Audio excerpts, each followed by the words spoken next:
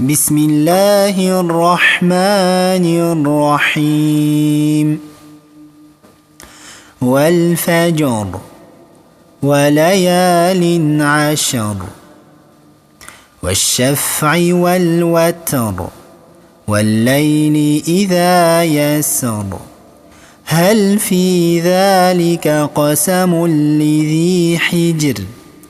ألم تر كيف فعل ربك بعاد إرم ذات العماد التي لم يخلق مثلها في البلاد وثمود الذين جابوا الصخر بالواد وفرعون ذي الأوتاد الذين طغوا في البلاد فأكثروا فيها الفساد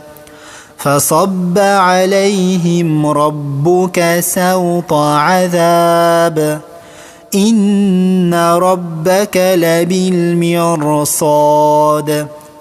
فأما الإنسان إذا ما ابتلاه ربه فأكرمه ونعمه فيقول ربي أكرمن وأما إذا ما ابتلاه فقدر عليه رزقه فيقول ربي أهانن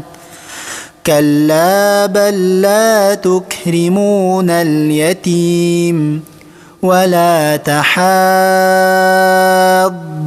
على طعام المسكين وتأكلون التراث أكلا لما وتحبون المال حبا جما كلا إذا دكت الأرض دكا دكا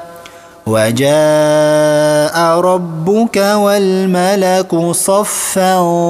صفا وجيء يومئذ بجهنم يومئذ